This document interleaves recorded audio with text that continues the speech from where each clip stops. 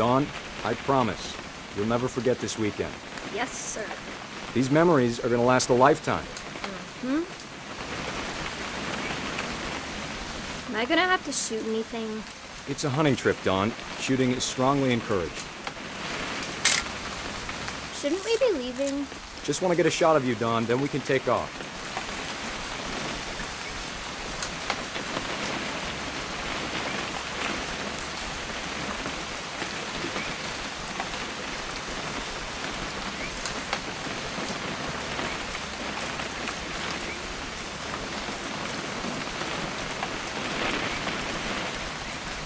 What?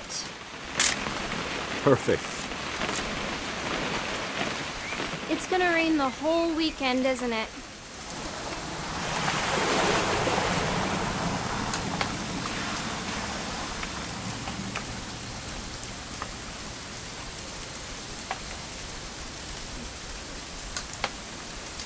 I will never forget this weekend, Dad.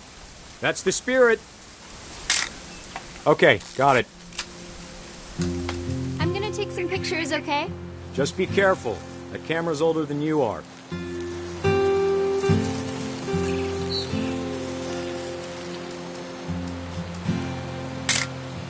Aw. You're right, Dad. It's starting to clear up. Still freezing, though.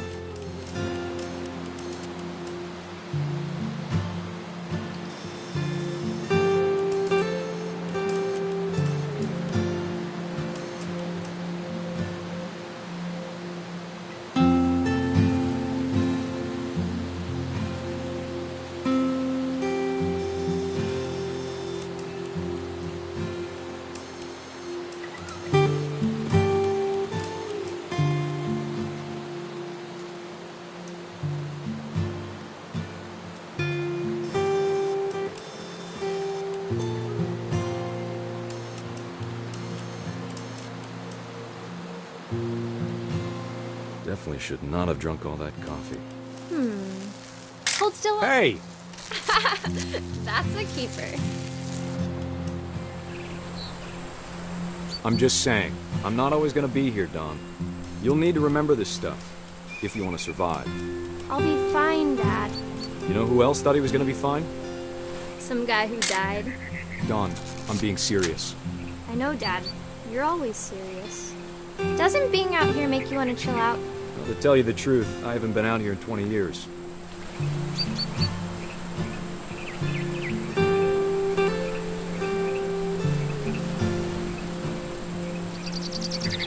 Last time I was with my brother Calvin. Man, that was a great trip. Your grandpa Sven taught us how to fish, how to build a fire. Dawn, don't you think you could find something more interesting to photograph? We found an old logging trail. There were deer everywhere. I bet if I could remember where that trail was, we'd spot a buck for you in no time. Give me a minute to check the map.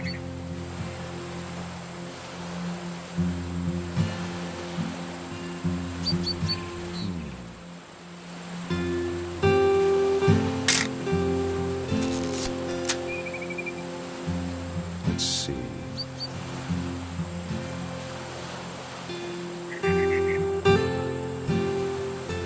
Maybe.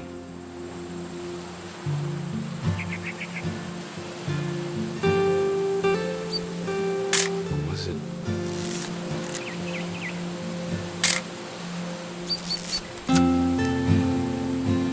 It could have been.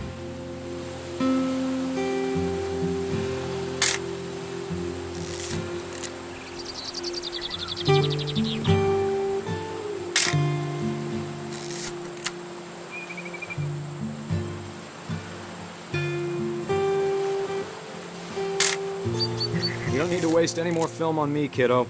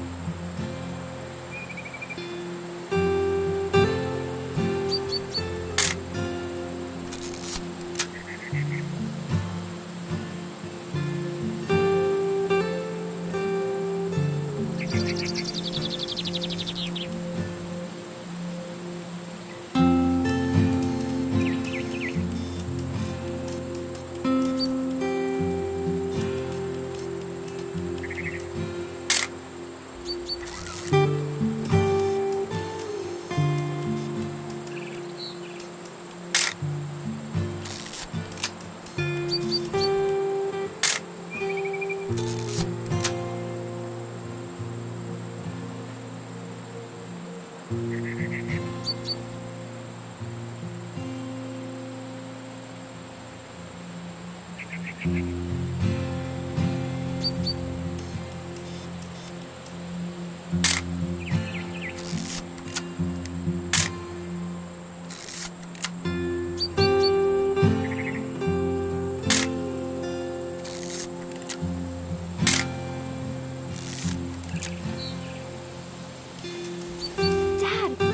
eyes, Don.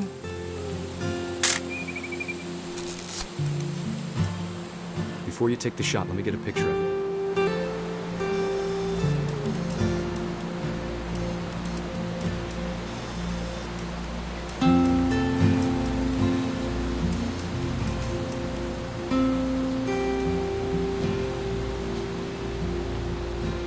Dad, I... Just breathe. Turn off your... Let me get behind you. Do I have to do this? Don, you don't have to do anything. But if you want to survive... Great shot, Don!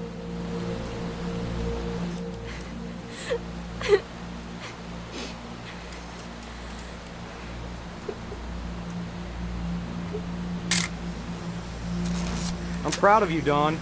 Always remember that, okay?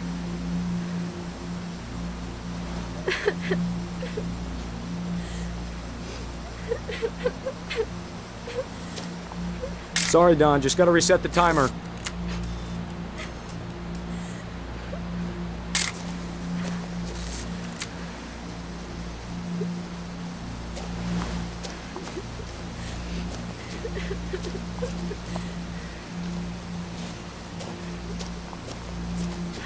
Dad, it's twitching. I think That's it's totally so... normal, Don. Just focus on the camera. Try not to think about... Dad!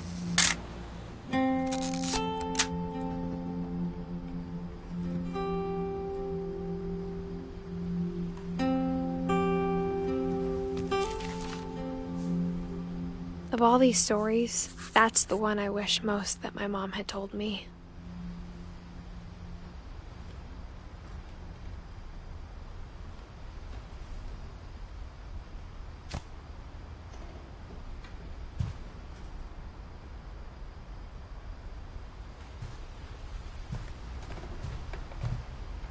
Sam spent his life shooting photos, but Mom said he got nervous being in front of the camera. I guess we're all afraid of something.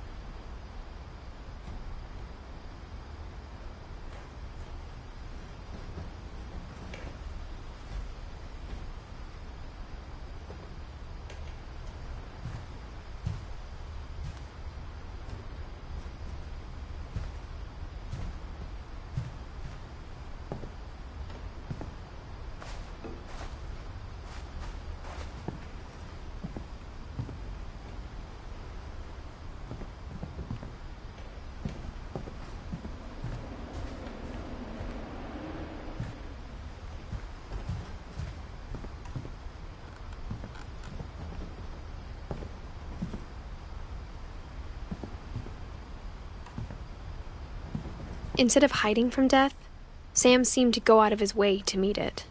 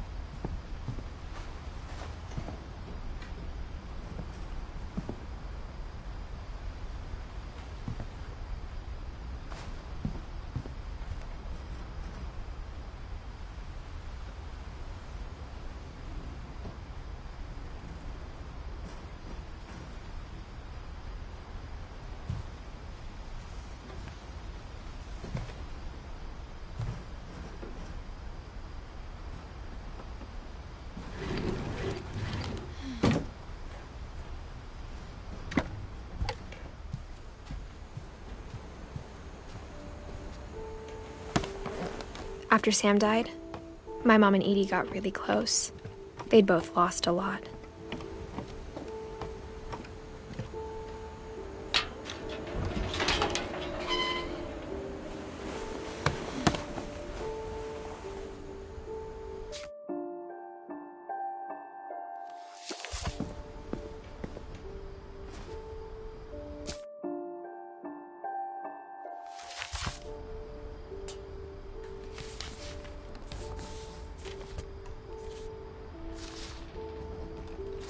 Dear Kay, do you remember the way Gregory used to laugh when he thought he was alone?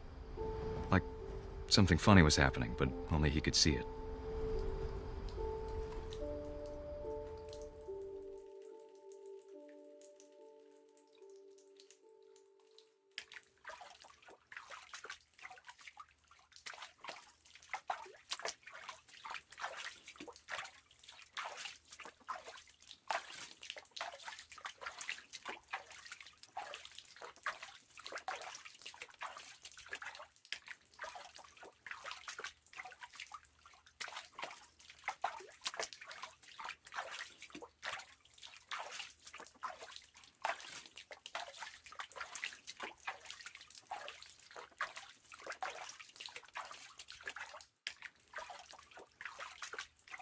I think he saw things the rest of us don't.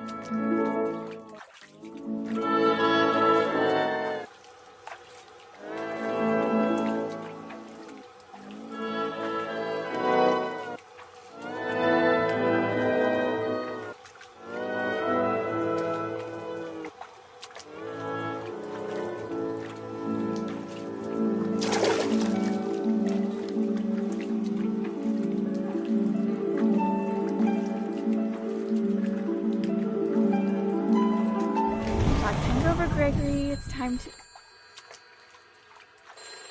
Hold on, sweetie. Hello?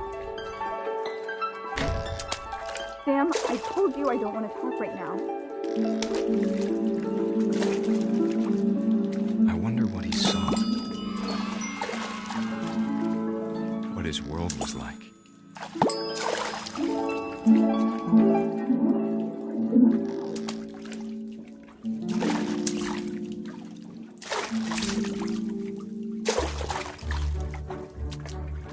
Reminded me so much of Calvin. Lost in his imagination.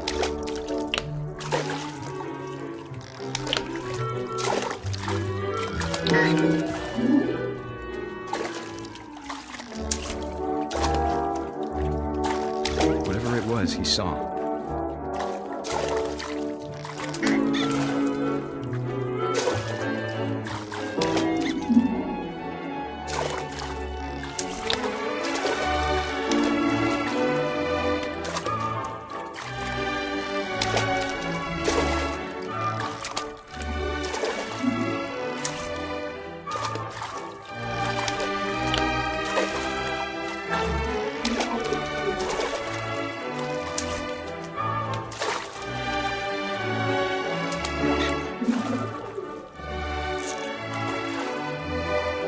Sure made him happy.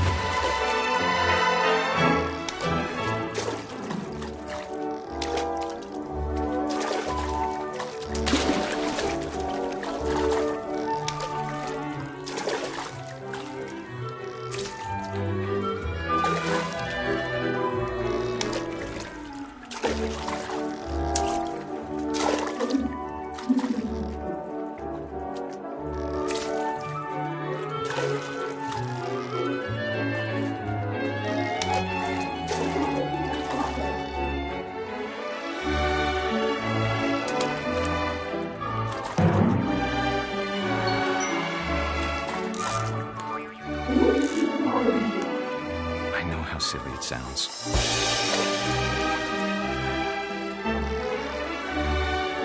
But I worried about a baby being too happy. But I could feel him slipping away. Sorry about that, Gregory. I know you did everything you could. Maybe if I hadn't called that night.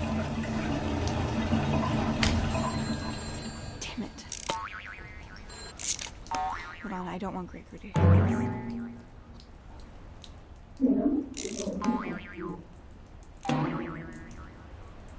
I wish he could have told us about the world he saw.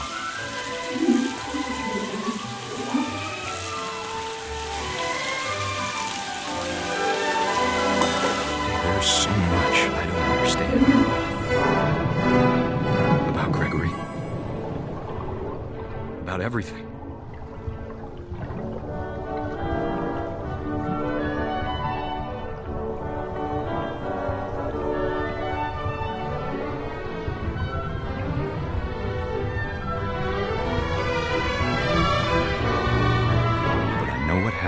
Wasn't your fault.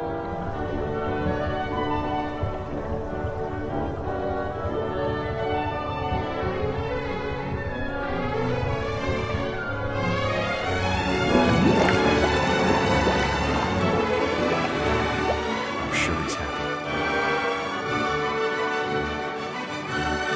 And he'd want you to be happy too. Good luck, Kay. Love, Sam.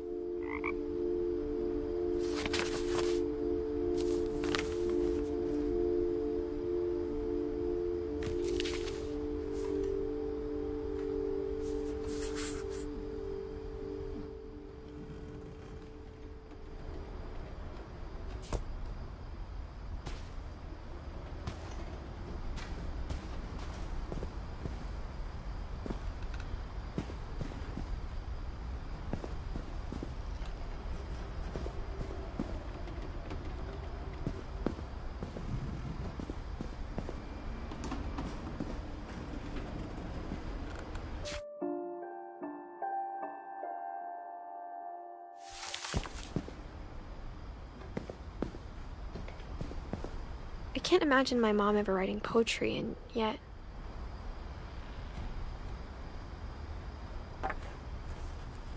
A poem for Gus, who always said the wedding was a bad idea. Our father never hit us kids, at least not very hard, before the day my brother said with teenage disregard that he'd be dead before he'd see a wedding in our yard.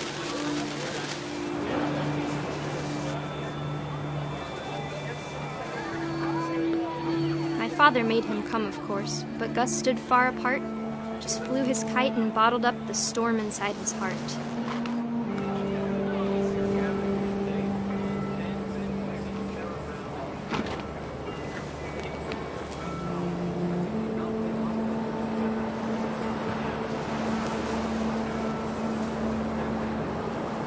I tried to talk him out of it, but though he'd never met her, "We don't need a stepmom," were the words that I now pronounce you husband and wife. You may kiss the bride.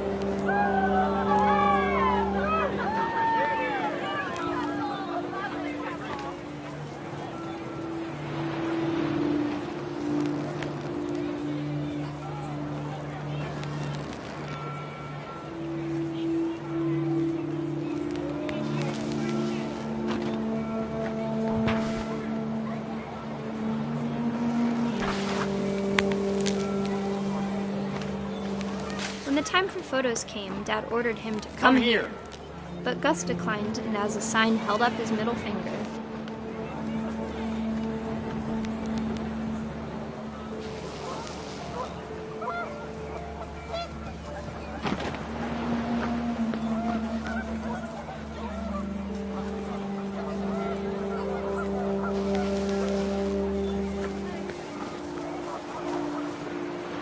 The wind picked up, and panicked geese appeared and quickly went. But all the humans did that day was go inside the tent.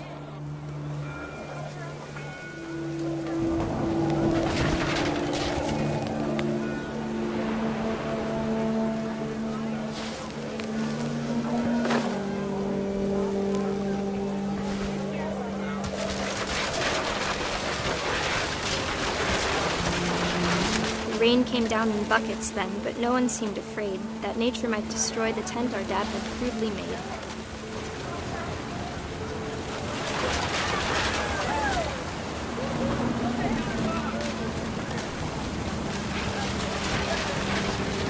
The thunder sounded much too close and full of angry power. But all my father said to this was, "Make the music louder."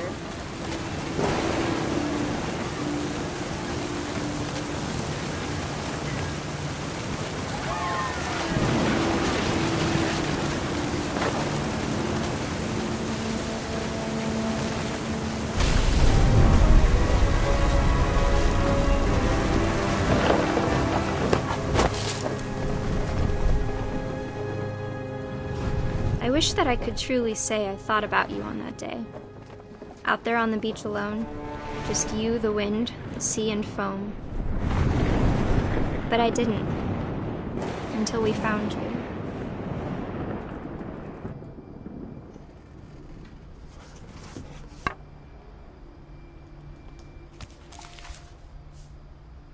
She never talked about him, but Mom told me once if I was a boy, they were going to name me Gus.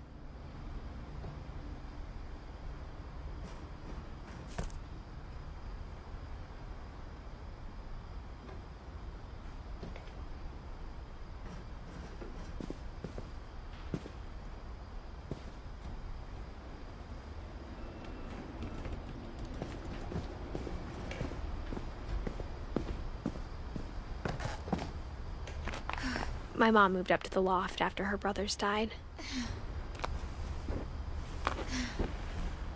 At the time, it was as far away as she could get.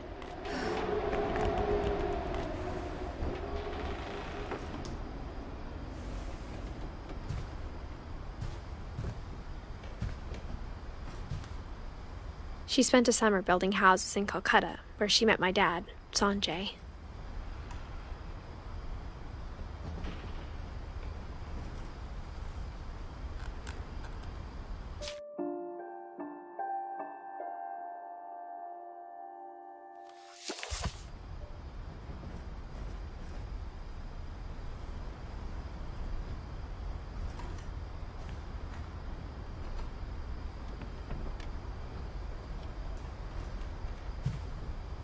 My mom moved to India a week after graduation and got a job teaching English. Louis was born a year later.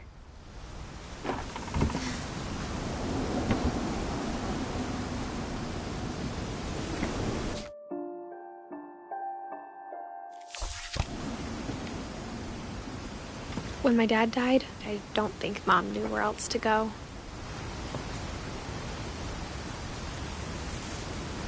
I'm sure Edie was happy to have her back.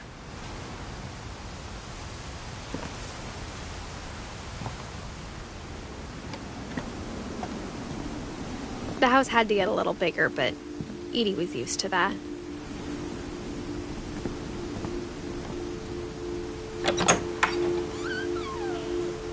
And for a while, things were good.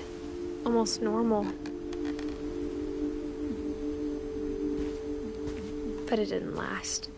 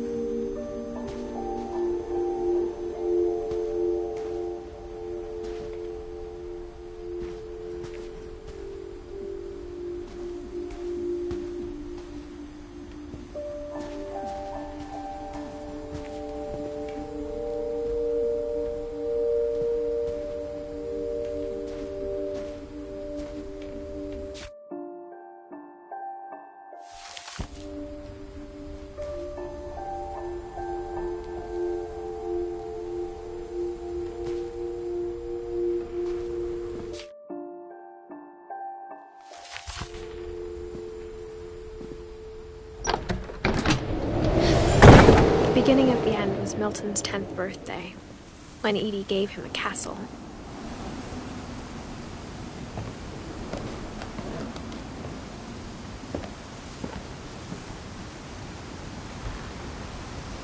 after Milton disappeared, the only thing he left behind was a room full of paintings.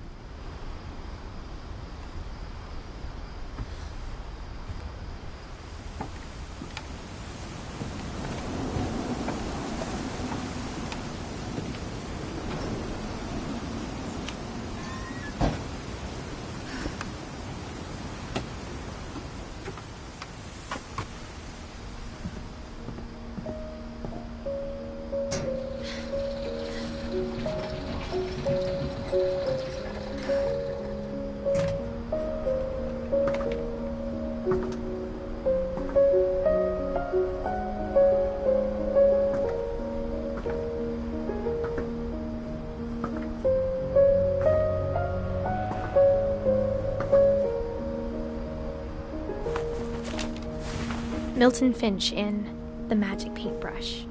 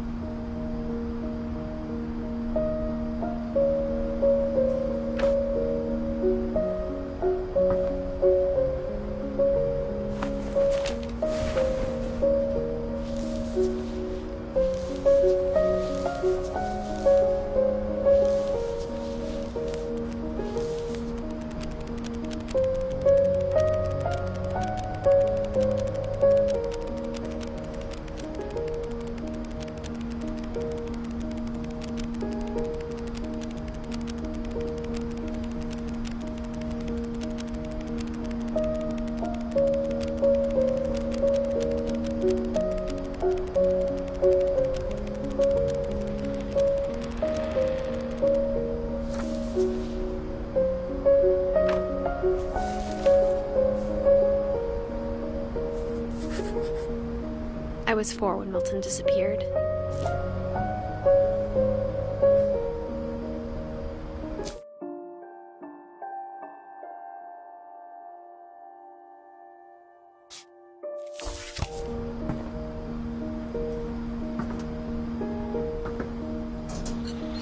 Mom spent months searching for my brother. Then she sealed the doors.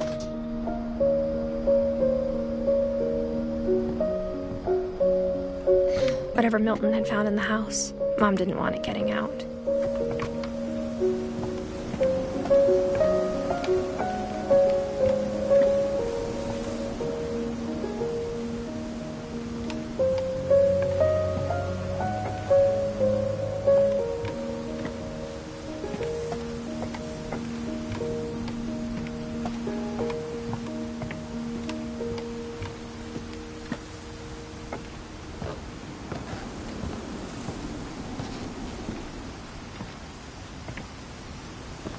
Mom definitely blamed Edie, but I think Louis blamed himself.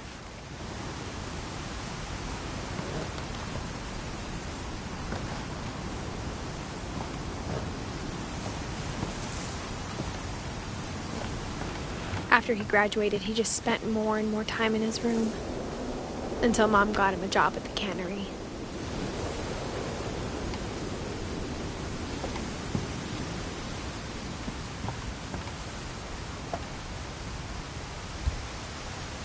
Everyone always told me to stay out of Louis's room, except Louis.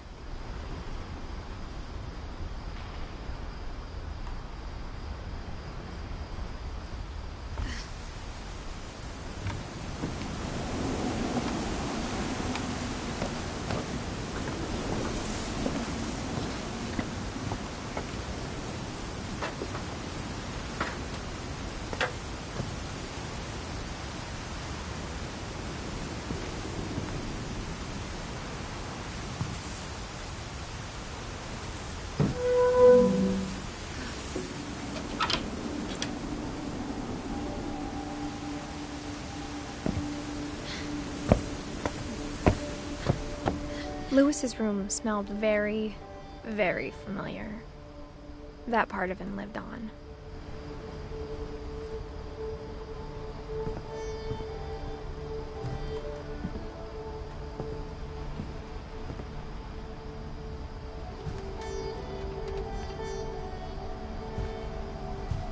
Louis and I spent a lot of time playing games together, but he was surprisingly bad at them.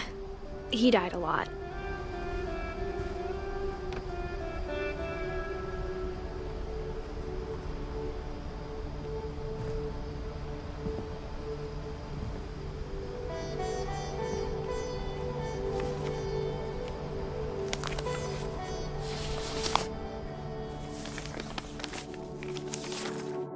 Dear Mrs. Finch, as Lewis's psychiatrist, I can understand your desire for an explanation.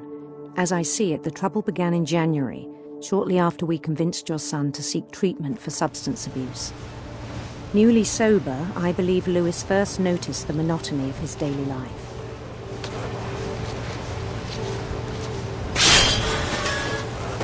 He kept working at the cannery, but he withdrew part of himself. In our sessions, I saw the same behavior.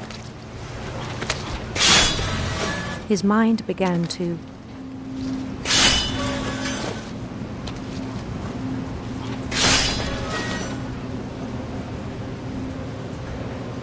wander.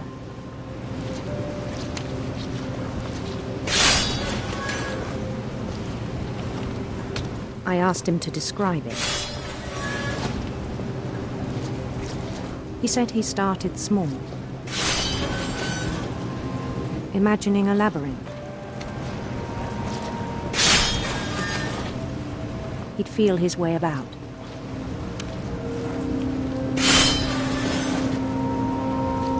Then something moved.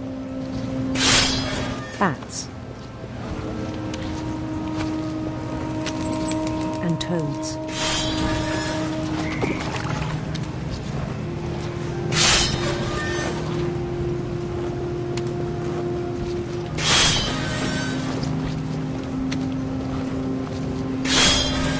And things that have not names.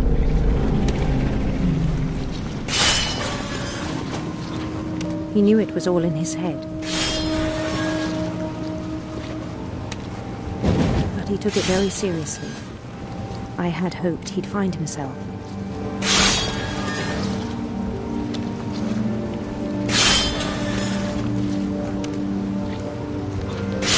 But he found something more.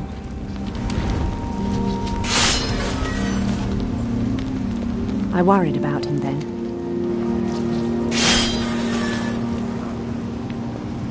Daydreaming at the cannery.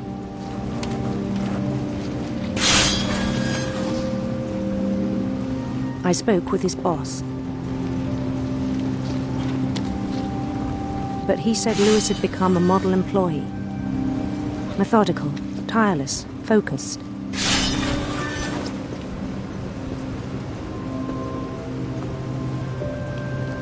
Like a whole new Lewis. So I let him go on.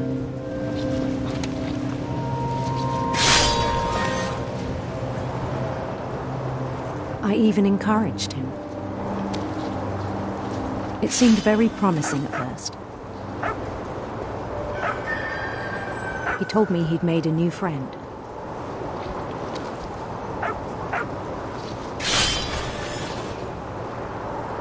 On the edge of a city he named Lewis Topia.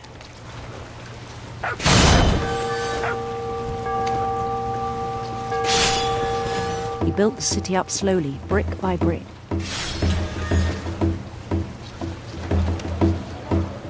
Then he made musicians.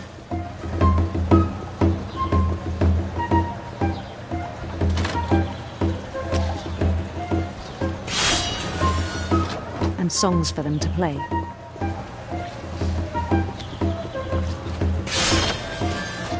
He talked about starting a band. And he was always humming something. Every day his imagination grew stronger.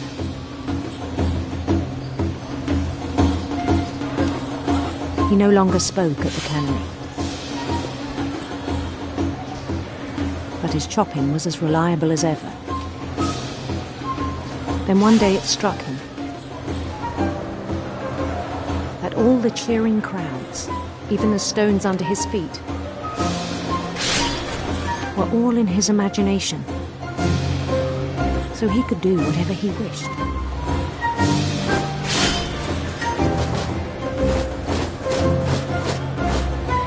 He held an election for mayor, and he won.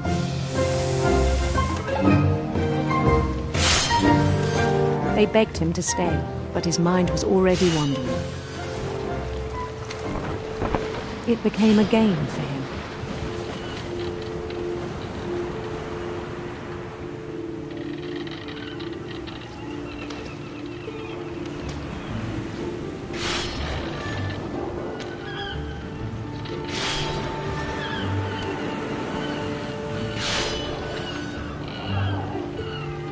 He'd conquer a city, then immediately push on.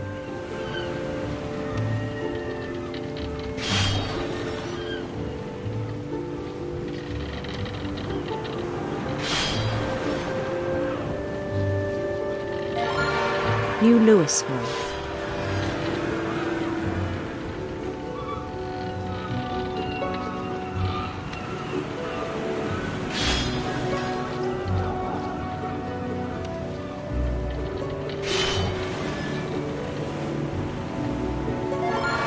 St. Louis.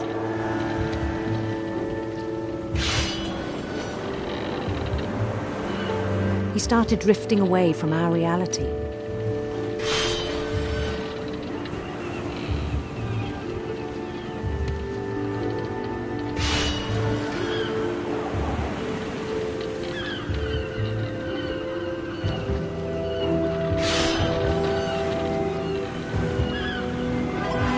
Minneapolis.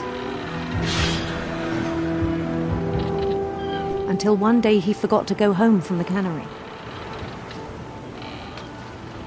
Even as his mother pleaded with him, part of Louis kept sailing on.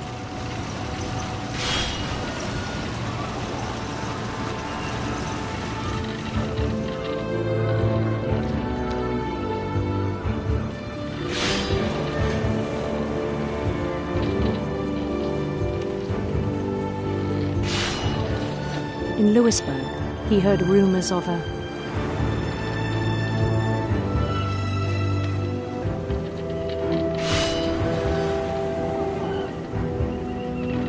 handsome queen.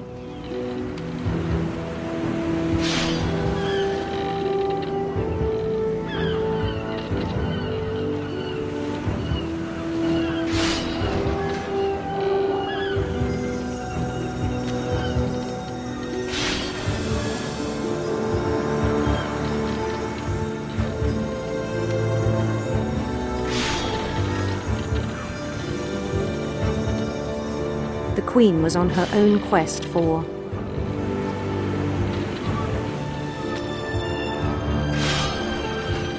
sinister serpents.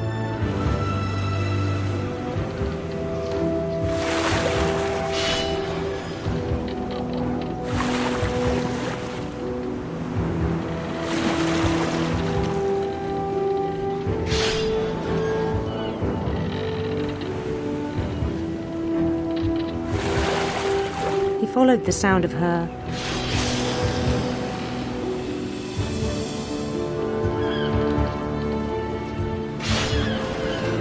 electric sitar.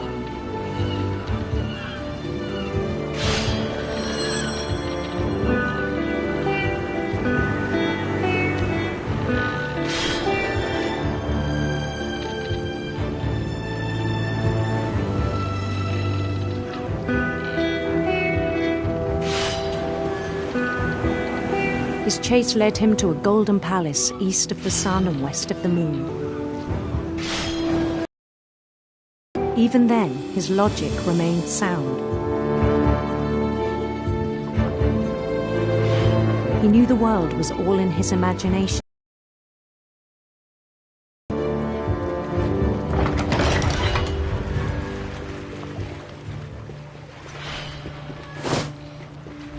But he was so proud of having created it. In his own eyes, he'd become something greater than a king.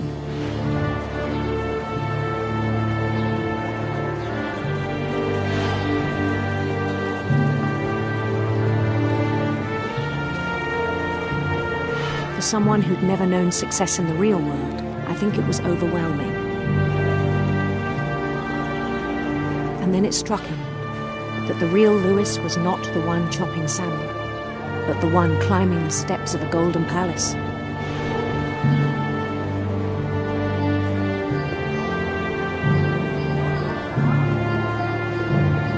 My imagination is as real as my body, he told me. It was hard to argue with him.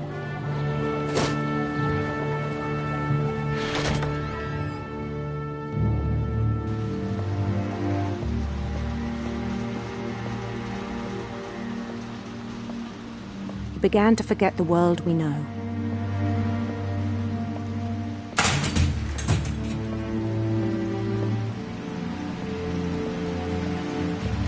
I think it pained him to remember Lewis, the cannery worker.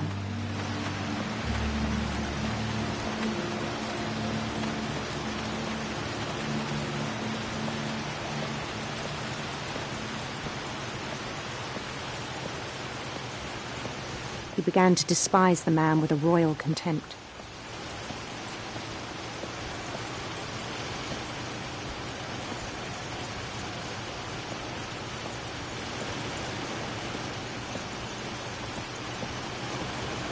I still thought I could save him. Even after he said he was being crowned king over all the lands of wonder.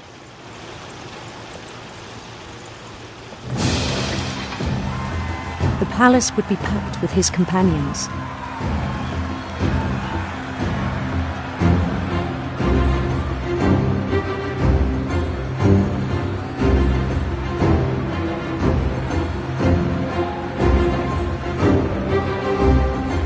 Including the wise Calico who'd insisted on advising him.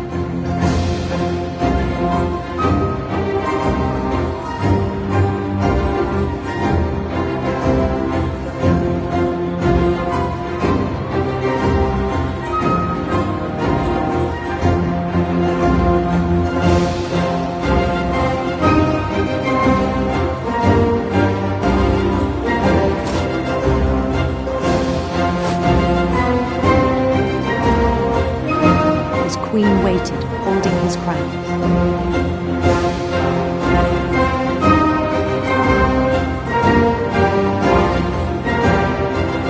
There was only one thing left to do.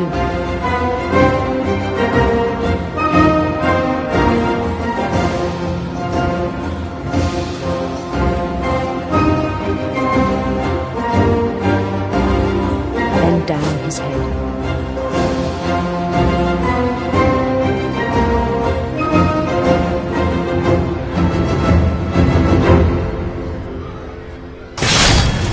The rest I think you know. Mrs. Finch, your son was a kind man who will be missed by all of us who knew him.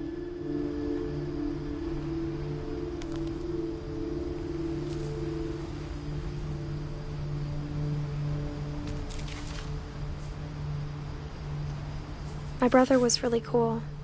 I wish you could have met him.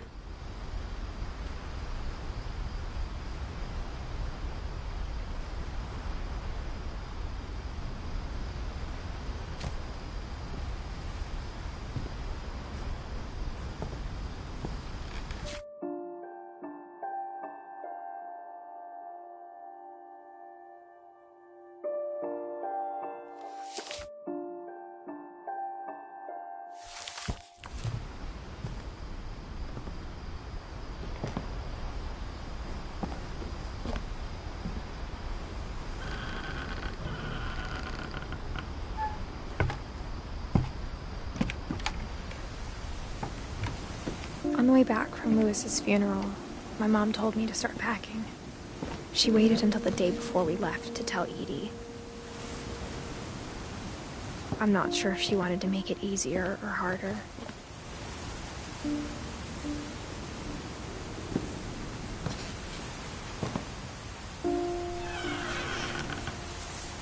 I wish we'd stayed. But I understand why we left.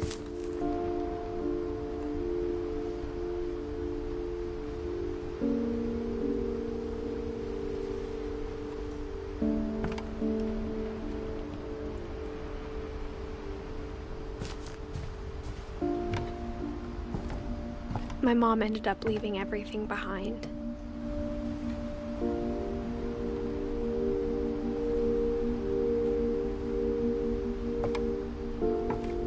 What happened that night had been coming for a long time. Maybe it should have come sooner.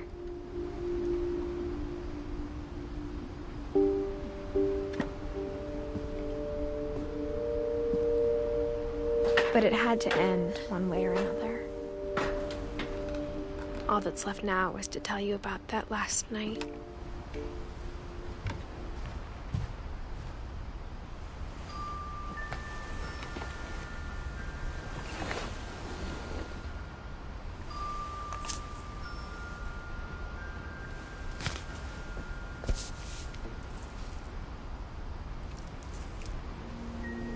That whole last day, Edie just watched us pack and didn't say a word.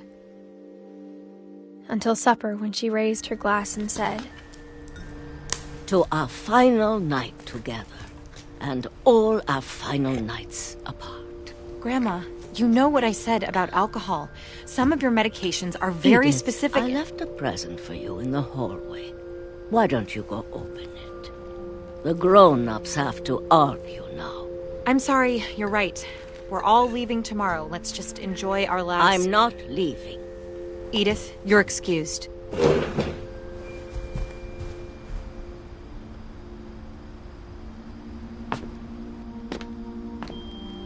The power had been shut off that morning, but Edie always had plenty of candles.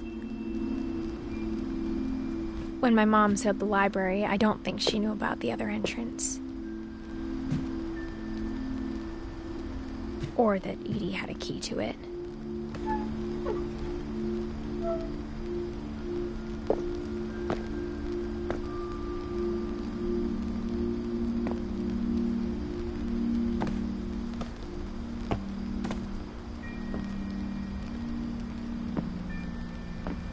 That thing you're afraid of isn't going to end when you leave the house.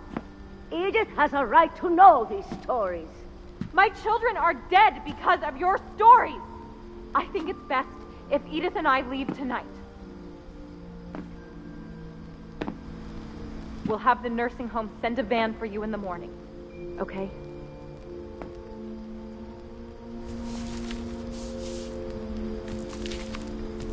Dear Edith, there's so many stories I wish I could tell you, but there's only time for one. This is about what happened on the night you were born. That night, the tide went way, way out.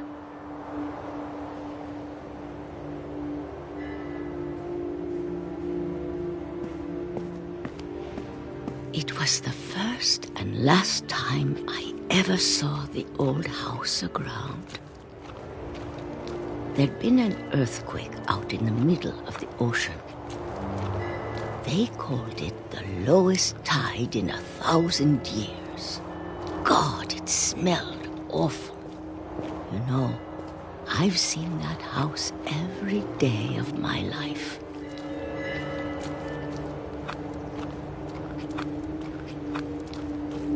But I never thought I'd go back to it. When the fog rolled in, I lost my way.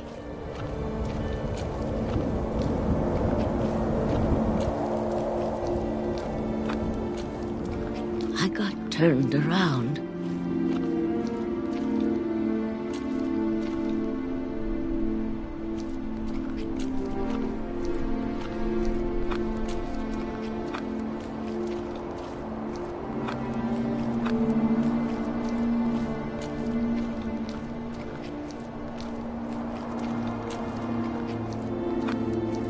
I started seeing things.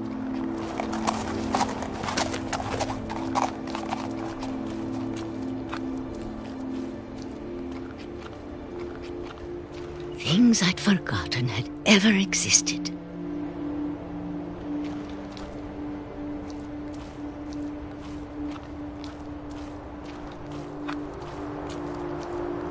But when I saw them, they felt like old friends.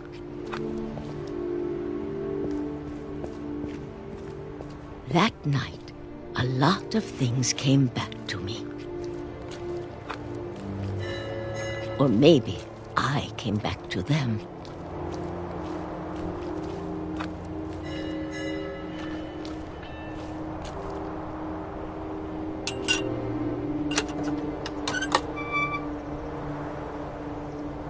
Things I can't explain, but that I need you to try and... Edith, what are you doing in here? It's mine. Edith! Mom, you're gonna rip it! Let go! I kicked and screamed, but Mom dragged me to the car. I never saw Great-Grandma Edie again. The next morning, the van came to pick her up, but she was already gone.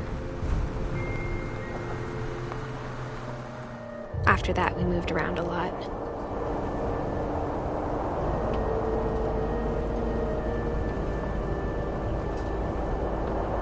We both tried to make the best of it.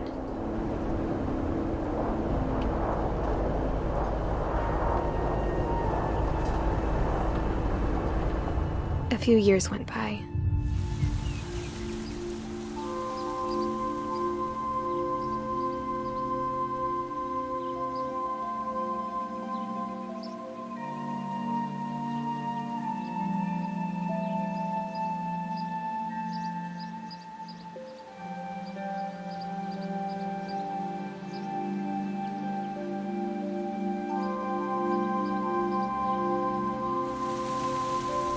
My mom didn't like to talk about it, but she started getting sick a lot. The rest happened pretty quickly.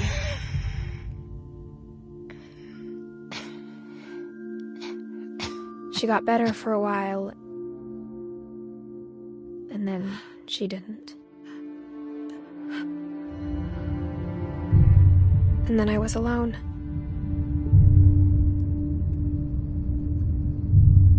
The last Finch left alive.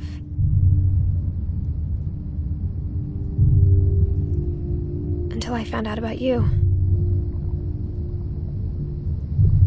I'm still not sure what to tell you about all this. If we lived forever, maybe we'd have time to understand things. But as it is, I think the best we can do is try to open our eyes. And appreciate how strange and brief all of this is.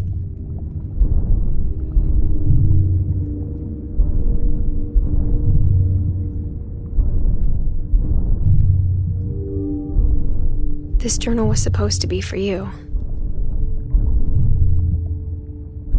But now I hope you'll never see it. I just want to meet you. And tell you all these stories myself. But I guess if you're reading this now, things didn't work out that way.